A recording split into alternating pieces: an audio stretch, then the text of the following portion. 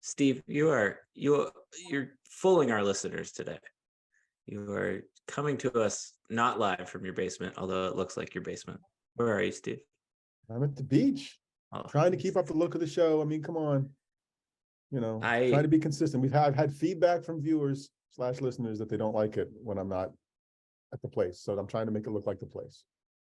I like it whenever I think you don't have to be there, Steve. As long as you and I are here, that's all that matters. I will keep that in mind. That sounds like a very affirming It's very Zen beautiful. thing. I'll work on that. Yeah. All right. This is the Stuff Summers Says podcast with Steve. We aren't going to talk about the beach. How is the beach? Is it nice? Good week. Not too hot. No rain yet. All good. It's Tuesday. When did you get to the beach? Well, Saturday. We get in Saturday. Okay. You've been there for a while. Okay. Yeah, no, so you're not messing around. I am not yet looking forward to coming home. By this time, some weeks I am. So all good. That's great. That's always good, especially with the family. Okay. You know what I am looking forward to? Our conversation today. We are going to talk about Big Ten Media Day. We are also going to talk about Penn State's Media Day coming up this weekend. Then we're going to talk about our little special project that we put together, which I'm excited about. Thank you to everybody that's read it already, and got a couple of people submit. And then Steve has a grumble with me about my antique store haul that I'm interested to hear about this week's Old Guy Young Guy. Anything? Let's start at Big Ten Media Day. Anything surprising or not surprising about Big Ten Media Day to you? I'm surprised about the production it has become, right? With the changing background before each coach, the introductions from the media members, the broadcast partners, the fight songs. I love the politics of the coaches all saying thank you to the commissioner, right, as part of their statement. So yeah, I think that was a takeaway for me. And I think the other takeaway was, God bless football coaches. Like, I think there's a lot of things they deserve blame for, but apparently the crisis communication plan for major colleges that get in trouble is to throw the football coach out there first before anybody else, because Northwestern took that playbook from Penn State from 10 years ago or whatever. I felt bad for that dude. He struggled. Yeah, he definitely struggled. Go ahead. Sorry. No, that's it. I mean, I think I'm surprised about the production it has become. I mean, and that's what it is, right? It's them being on brand and getting it out there. It's not really about access for the media as much as it. I mean, and it is. Penn State shoulder programs with Kraft beforehand, right? And then there's a separate with their people, so you get the access you want. But I guess the production it has become is what I took away from it. The on-air segment really felt forced, I guess, or the 15 minutes that each coach got on the air type thing really felt forced. To me, there wasn't anything interesting really asked. I only watched Penn State's day. I didn't watch the second day, but most of it was pretty stereotypical questions. There were some weird questions. Somebody asked James Franklin, in my opinion at least, about going to St. Elmo's the night before, and I just thought that was a weird time to ask that question, especially when they can kind of have more one-on-one type interviews like that. I do feel like the production value thing is getting very noticeable. Like, it is now an event, much like it they're really trying to make it the kickoff to the college football season for each conference, at least of the bigger Power 5 conferences. I ended up watching, I think the two things that were more interesting, they're the most interesting, where you had to look for them, were the I think Lions 247 had the Pat Kraft press conference, if you will, and I watched all of that for about 20 minutes, and I thought that was an interesting conversation. And then the other thing was then the James Franklin press conference that was not shown on BTN. This was more of a one-on-one type press conference, where people kind of seemed like they were floating by and around. The main takeaway for me was the Pat Kraft conversation was, it seems like the stadium timeline is going to be 2026. It seems like when they're going to go ahead and start doing all of that is what it looks like in terms of the progress and process and everything. it seems like the winterization and all of that type of stuff is going to get taken care of this season, so that Penn State can get all of that ready come 2024, if Penn State should have to host a playoff game, which I would expect them to, or I would expect them to be in the contention for that at least. There was also a very interesting conversation, and I forget who wrote it up about it, but there was a good conversation about Cale Sanderson there. And Cale kind of sort of seems like he's accepted, this is what I get at Penn State. Like it is what it is. And Pat Kraft walked in and was like, what do you mean that's all you have? It kind of felt like a veiled shot at Sandy Barber, and maybe Sandy wasn't as good. Not that I was the biggest Sandy fan ever, but it really kind of shone a light on kind of some of the struggles that Olympic sports are starting to or dealing with, especially when it's Cale Sanderson. You really should be rolling down the red carpet for him. So I don't know. Did you happen to catch that, Steve? I think I was surprised. Maybe not surprised. I think the resource piece of it that was inferred or maybe just out there was a little surprising, right? Because I mean, the whole thing behind Cale, or at least the urban legends partial reality is, they found a way to pay the dude, right? Like whether it was Ira and all those people found a way, and that's why he's here, and that's what's making sense. But then you've heard through the years that he said, no, this is the place I wanted to be. Like there's all the positives about it, and they have the Indian Lion Wrestling Club and the Olympic affiliations. But Kraft's right. I don't think. I think I will be happily proven wrong if that approach happens with all the Olympic sports teams, right? Like they're all pretty / very good. I mean, women's soccer, women's volleyball, wrestling. But if you're going to resource one a little more than the others, wrestling might be that one, right? Because there's some money to be made there, and maybe Right. Again, we've talked before this about how much they want to move matches or whatever else. But yeah, I guess I'm a little surprised that there was an inference there that he didn't have all that they needed to be successful, because they've been awful damn successful. Yeah, that was it. That really blew me away. It didn't really come out of that, but I still think there are the holes of some of the sports facilities between what field hockey has, what both soccer programs have, the practice facility situation. They are glaring, and if you want to start competing, I know you don't probably like to hear this, Steve, but if you want to start competing at this level, you got to start keeping up with the Joneses in those sports as well. And they haven't, right? Field hockey's under consideration, and it looks like there's a new scoreboard at Jeffrey. Like, and I don't know what other actual things that matter there are happening. So yeah, I think they're going to start doing that more than they have been. The thing that I didn't think about until, and I don't remember if it came up in that press conference, but it is just ridiculous that Erica Dambach's office is at Rec Hall, and her field is literally all the way at the other end of campus. Like that's just, she's one of the greatest coaches at Penn State, not just at Penn State, but really ever in women's soccer, at least in kind of this initial era of women's soccer. She deserves better. I think that those programs really deserve better. So that was a little sidetrack tangent.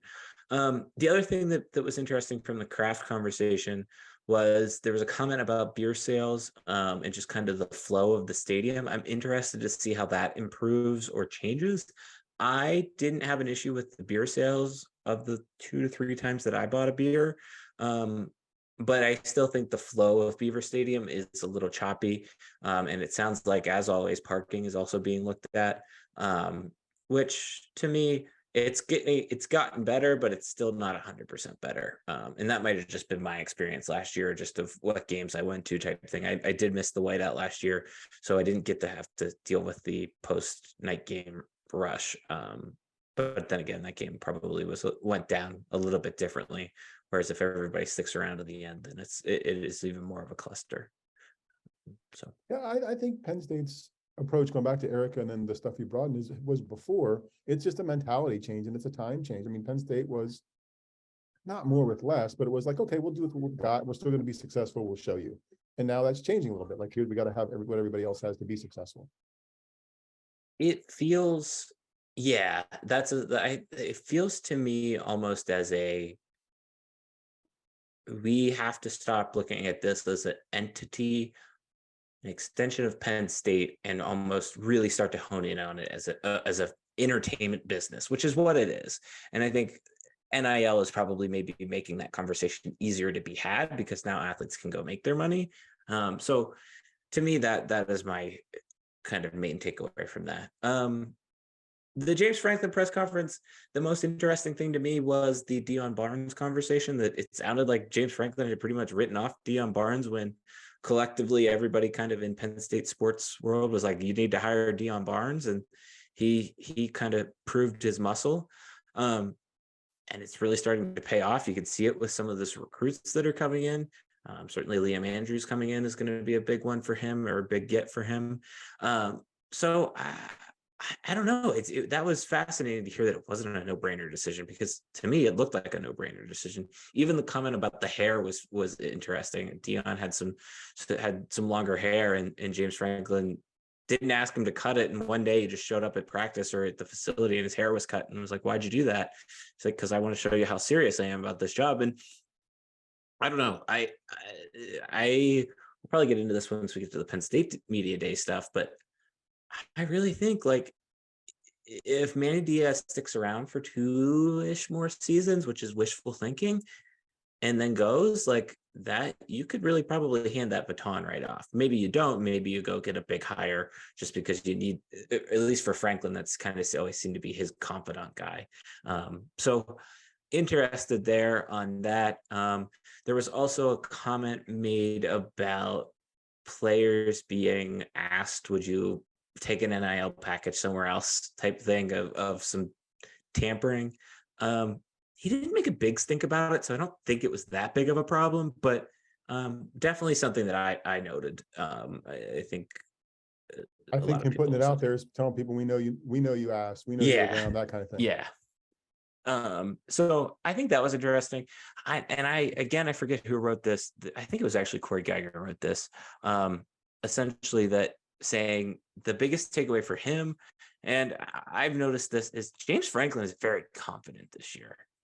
And it feels different in his confidence level. So that has kind of been my big takeaway already of the press conferences we've seen for now the 2023 season. And I think something to keep an eye on, just kind of going forward, and how that ebbs and flows. We really feel like you can really see how James Franklin has changed as a coach. He used to worry about every little thing, and now I feel like he's trusting that the little things will be taken care of, and now he's focusing more on big picture things. And I think that is where some of that confidence comes from. I think that's probably true. And I think it goes back, it's kind of a culture conversation, right? They talk about the culture for the players to get acclimated. I think once you're the coach, you know the stuff's going to work, and people know how you want stuff to happen. It's probably going to happen. You don't have to worry about it as much. Right. I mean, he's now been there for a decade. It's a well-oiled machine. So anything else kind of stand out to you? I think the only other main thing that I caught was just the interview with the players on the BTN set was interesting.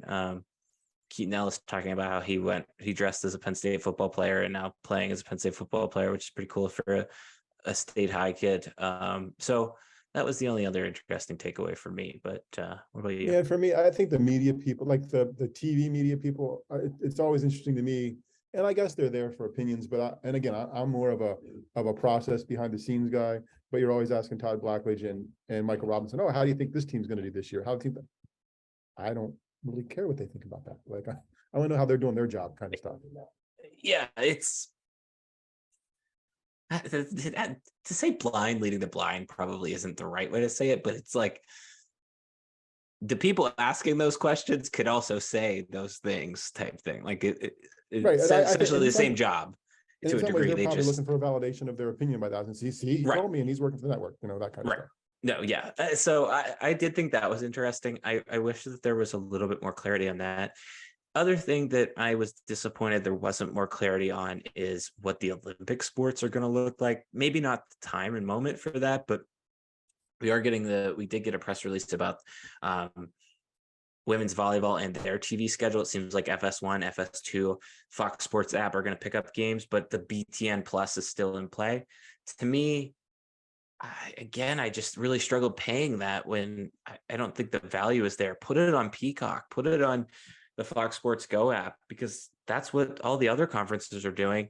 I can watch Wofford baseball whenever I want to. I can't watch Penn State baseball because I have to pay $15 specifically for this one streaming thing every month. It's just not worth it to me. Yeah. It's not. Yeah, and I think if enough people make that value decision, maybe it'll change. So we'll see. Okay, that's enough about Big Ten Media Day. Looking forward to the next conversation, which is about Penn State Media Day.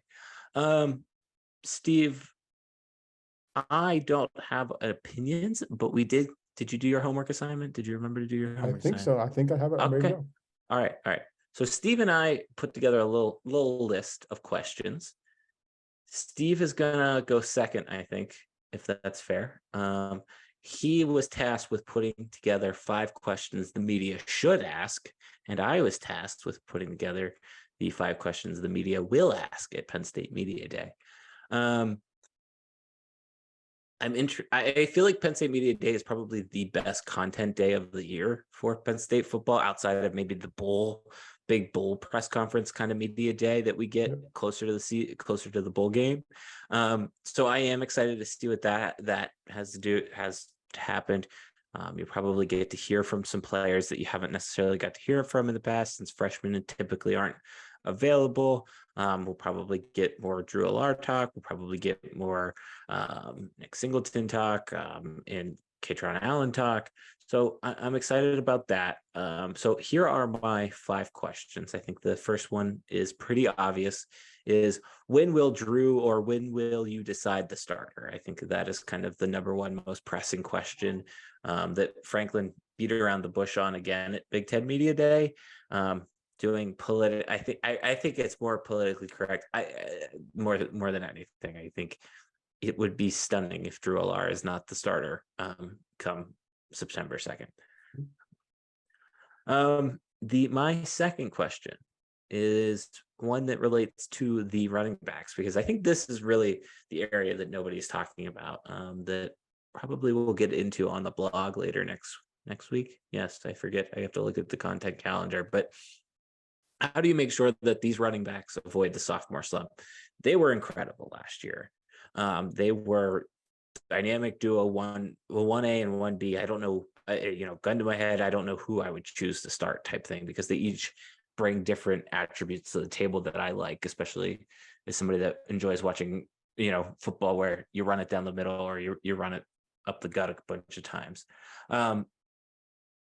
We do know that, and Deion Barnes, I think, certainly is probably the poster child of Penn State for sophomore slumps. It can and is much easier to happen in college football. So I think answering the question is how is the line improved? And I think that's where that's gonna go. Anything you want to add there, Steve? Nope. I would say the answer is the line, but go ahead. You do. Okay. All right. The next question is on the defensive side of the ball. What does Chop Robinson need to show to step up in 2023? I think he is, by all means, the most hyped player on maybe not Abdul Carter level, the number 2 hyped player on defense this season. Certainly probably the most watched at the scout level. So I'm interested to see what he'll do. I'm sure Chop Robinson will be asked about at the press conference. Go ahead. True. Can't wait to hear. All right. Number 4 comes regards back to kind of, it was either before Blue White, that one press conference right around Blue White. And James Franklin made this massive stink and everybody wrote about it related to leadership. So I think the question is going to be is where is that leadership coming from? And who is that? Is it Adisa Isaac, which was kind of hinted at Big Ten Media Day? Is it Keaton Ellis, also hinted at Big Ten Media Day? Is it Olu? So I'm interested to see how that conversation has grown, because I think that was actually probably, when you look at Penn State's roster athletically, on paper, it's a very good roster. Like, you feel safe with it. The intangible stuff, the stuff that you can't put down on paper is really where you start to not be concerned, but you don't have Sean Clifford anymore. You don't have kind of a one wide receiver kind of chosen. You lose a Joey Porter Jr., who maybe wasn't necessarily a leader, but was at least a strong asset to have on the field. So yeah, I think that to me is one of the biggest questions outside of the drill LR situation is where is that coming from? And All I right. think that's a process, right? I think it happens during camp. You might think it's one place if you're on the team, right? Or on the coaching staff. Then you get in the first couple of games, like, oh, okay, it's this because this kid's performing. And then you get into a game where you got to fight to maybe win, say Illinois or something on the road. That's an early challenge. And then you figure, oh, okay, it's confirmed that these people are, it turns out it's somebody else. So I don't know that there's going to be an answer week one for a team that's lost that much. I think it's going to develop through the season. Yeah. I really agree. All right. And I think the last question will be the big picture kind of off the cuff question of, is NIL getting better and how has it gotten better? Or how has it not gotten better over the last however many seasons or months, especially since the merger? So I think those are kind of my 5 pressing questions, I guess I would say. Do you think I missed anything there, Steve? No, and I think those all get asked. I guess I'd be surprised if those don't get asked. So yeah. So you said should ask. I think I was thinking should/will not ask in mind. So what the media should ask or will not ask. So my first one's probably the most innocuous question. Pick any player you want. What class are you most looking forward to this semester? I just think, and it goes to grumpiness a little bit on NIL and student athlete, whatever else. I don't think anybody ever asks about somebody's academics, right? Like, so the chance of somebody asking a football player on media day about what class they're looking forward to this semester, which one they scheduled that they're most anxious about, I would be shocked if it happened. That's a good point, Steve. That's a good point. Second question is a process question. Just looking and I think this is fair. It's not what I so thought of. Oh, this is kind of mean. I think it's fair. Like, as a football player / NIL recipient, like, how does the process work? Like, not asking you to tell me, but do you get a check once a month? Like, what? It is like, how does the process work? How do you know what's going on? And what does this collective thing mean for you?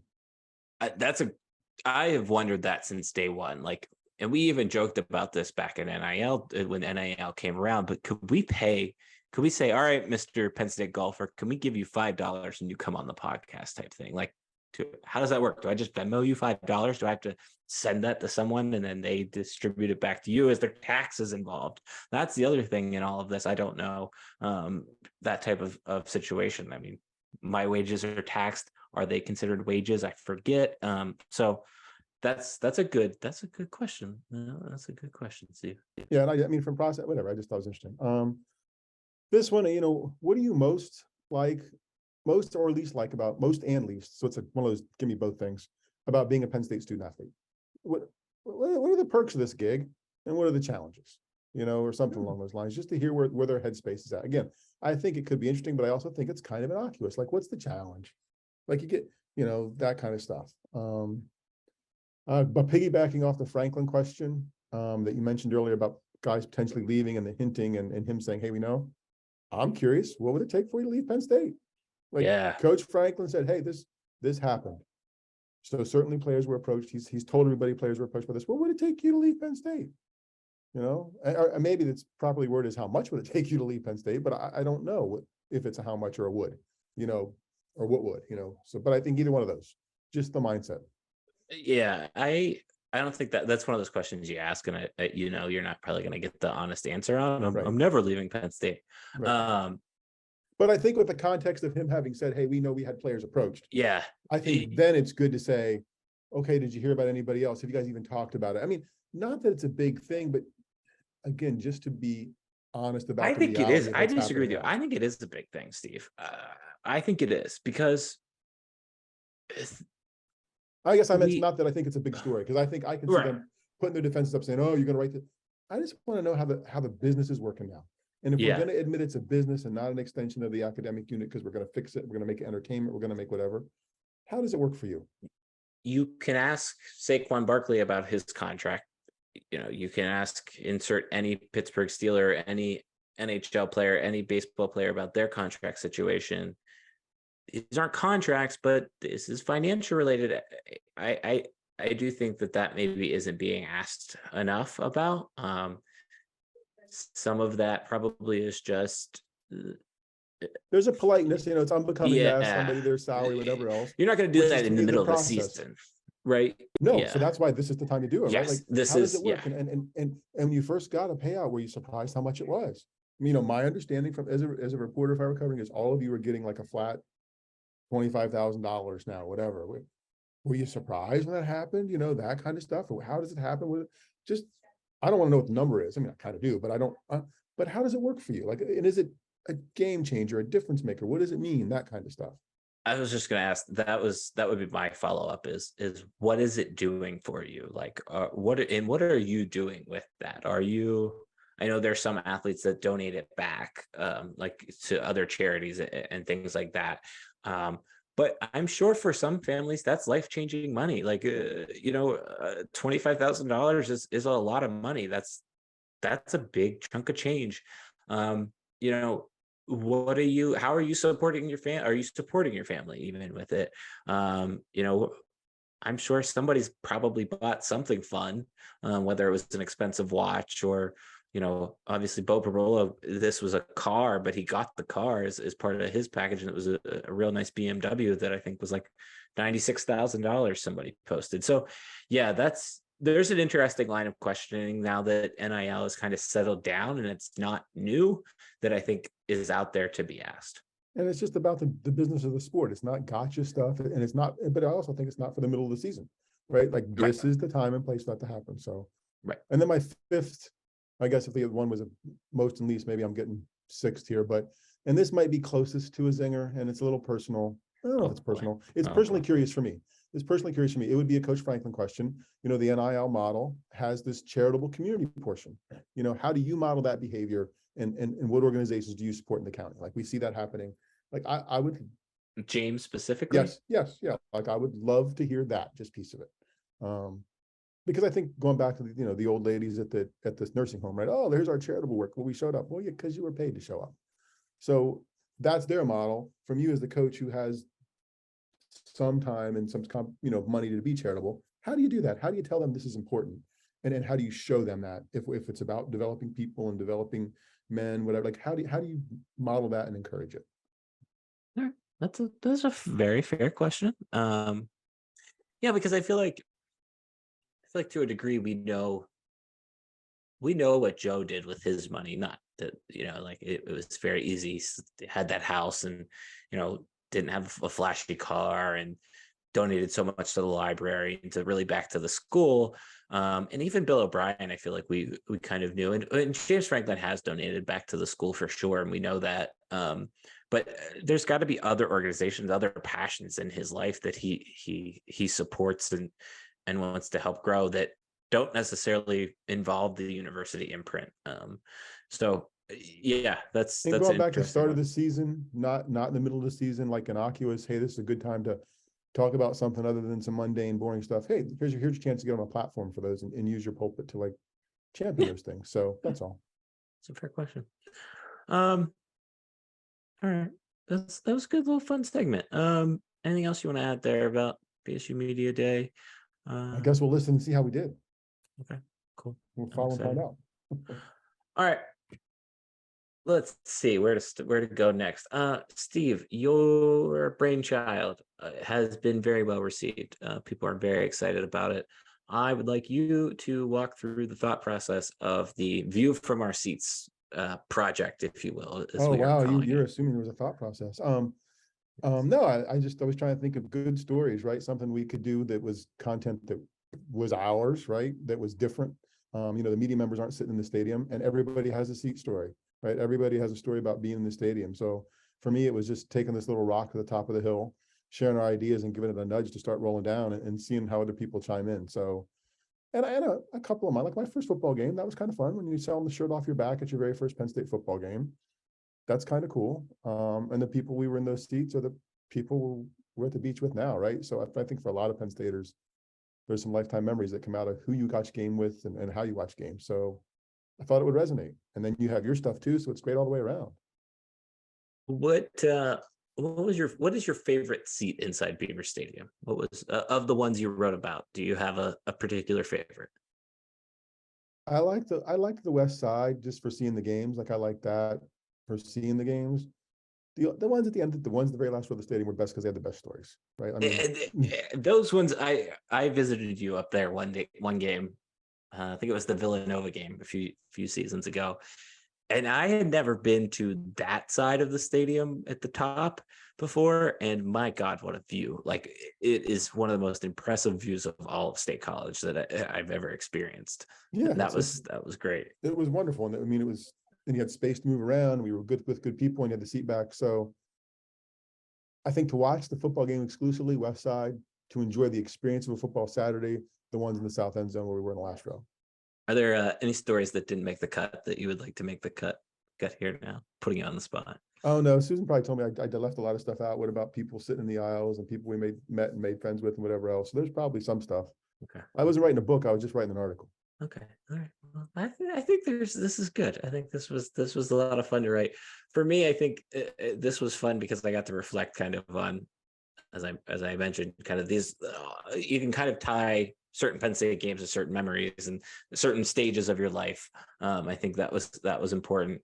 It is funny to think about. Like, I actually hadn't told many people, if anyone, the phone story, which was just like one of the most sheer terrifying moments of my college career was dropping my phone my second week into the tunnel. Phone wasn't cracked. Phone worked perfectly fine for another couple of years. So I was excited about that. This was a fun article to write because I think, like, as you mentioned, there's a lot of stories here that, everybody's going to share. Everybody's had that one annoying fan that sat by them. Everybody's had that one fan that, you've had plenty of conversations with. You have no clue what their name is, because that is me. So yeah, this was a good call, Steve. So if you haven't yet, please go ahead and head to the website. It's just go to stuffsummersays.com, and it's on the homepage. It's the main article on the homepage, and you can kind of leave your seat story, a little memory, or really anything that you have from wherever you sit in Beaver Stadium. And if you want to include a picture of that view as well as or a picture of you and your friends, please do so. So that'd be cool. We're great to hear a lot of stories. That'd be cool. Yeah. Yep. All right, Steve, you ready for this week's little guy? I am seated as always for this segment. All right. Hold on. I gotta pick up this stuff. Great for everybody listening on podcast form. That's why you should watch on YouTube. Okay. Steve is upset because I bought a book. That is essentially. I don't think I was upset, but keep going. Oh, okay. I bought this book. I took the sleeve because it looks a little fancier without the sleeve on. But it's called The Nittany Lion, and it is by Jackie R. Esposito and Stephen L. Herb.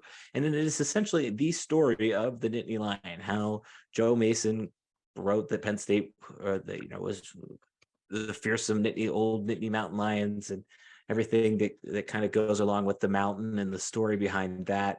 There's a great little piece of the brush, the original Nittany Lion, which I think is in the football facility or maybe in the recruiting room in the stadium.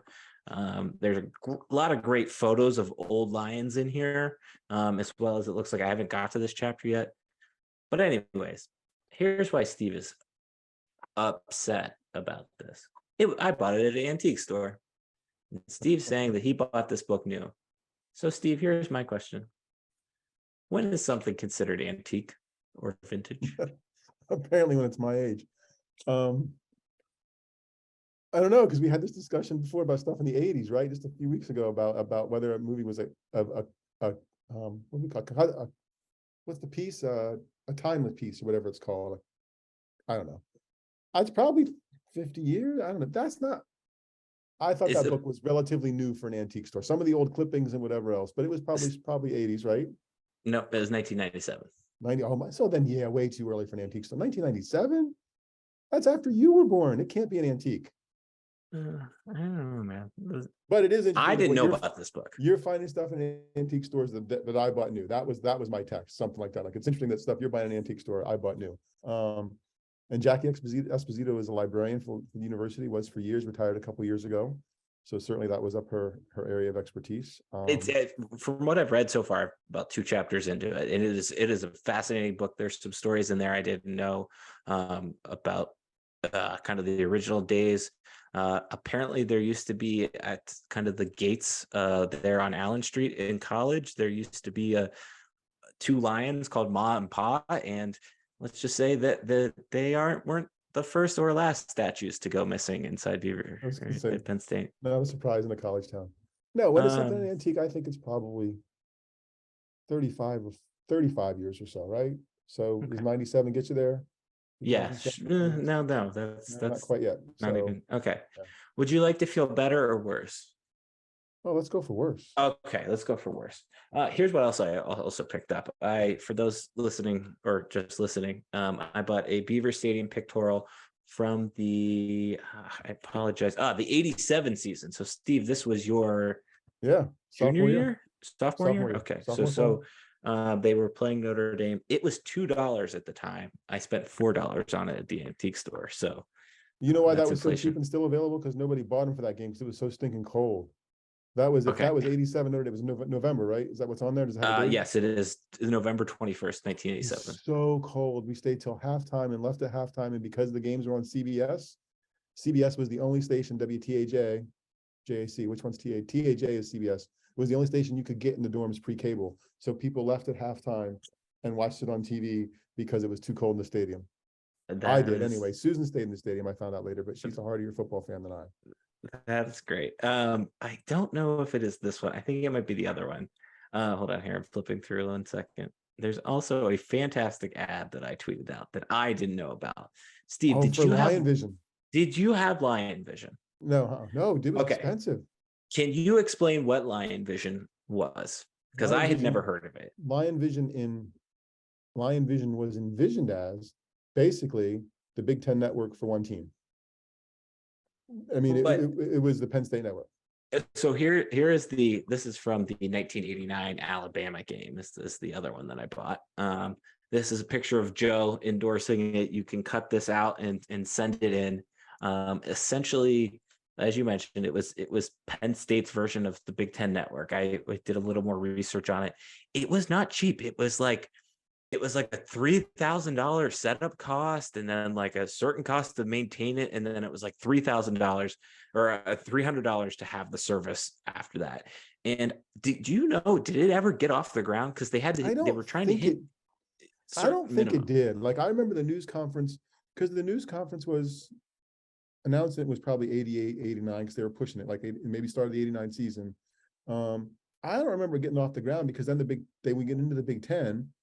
And they wouldn't have had games to show. Like it wasn't, the Big Ten network obviously wasn't around till years later, but they didn't have content to show that was exclusively there. So I think it was an idea that was ahead of its time in some ways and just at the wrong time in some other ways. Okay. Well, I thought that was an interesting little trip. And what's funny is the current thing that you can pay for on Go PSU Sports is called Lion Vision. So yes, I don't know who put that together, but I wonder if that's a little homage. I think that's a little. I had never heard of it. I did some more reading on it. I found an old Collegian article. Apparently Jack Ham was also pretty involved in that. So that one was pretty funny to me. So yeah, this one I also bought from 1989. Brian Chismar on the cover here. Were you at this game, Steve? No, it wasn't that game, and I was also in Math 40 with Brian Chismar, first year of college. So he was from Western Pennsylvania somewhere. Him and some other kid from Monaco were in my freshman math class. So there you go. Back when the football players went to class. I think that might be a good future old guy, young guy of what Penn State athletes did you have class with? There you go. Cool. All right. I also bought this book for $20. I have no clue how much it was worth back in the day. It is just a nice little pictorial of the 1986 national championship team. Nice. There's some stories in there. Got some pictures of Joe. Where was the antique store at? Where was this antique store? All from the same place? This was Antique Depot out in Hollidaysburg.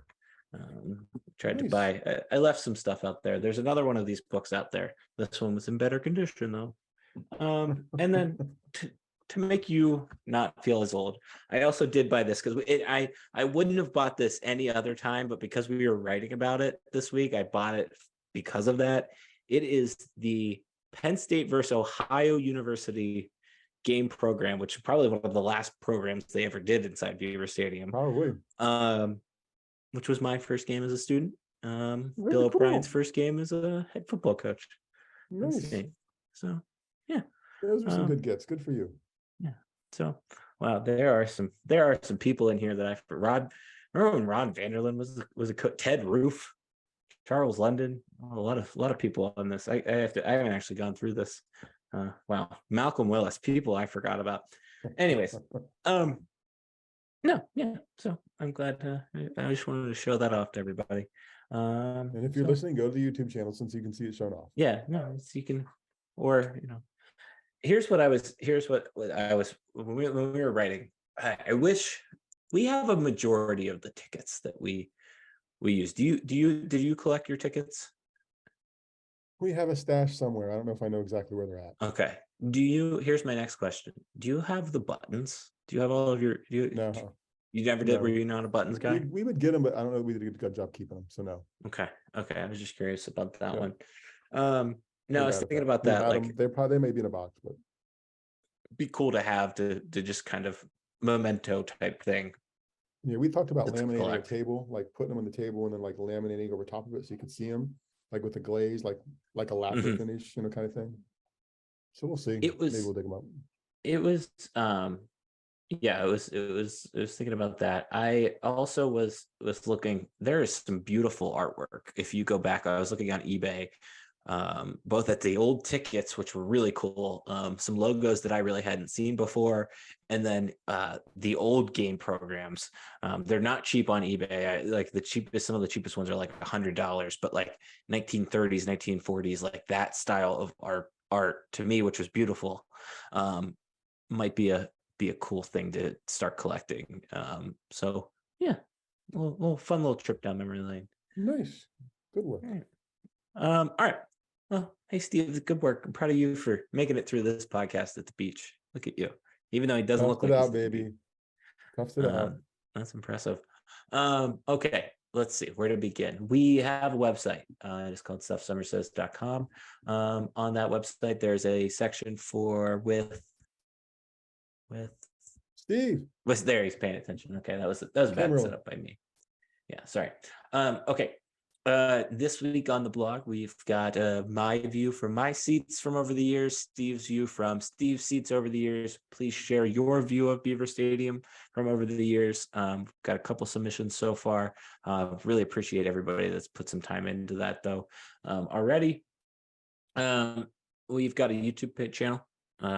If you're just listening, you should go to the YouTube channel, watch the old guy, young guy, because I'm sure you'll want to see these magazine covers. There's some good pictures in here as well. I'll probably share some of those out on Twitter. So subscribe to the YouTube channel, 5 stars, all of that. When you're back on the website, though, you can sign up for a newsletter. I think we'll have another newsletter coming out maybe next week. Yeah, I think we'll go with next week. And then let's see. Steve has an email. It's Steve at stuffsummersays.com. Look at him. He is on fire today. And mine is Darian at stuffsummersays.com. This was let's see. We get everything there. The only thing left is this was another episode of Stuff Summer Says with Steve. Look at that. Proud of us. Okay.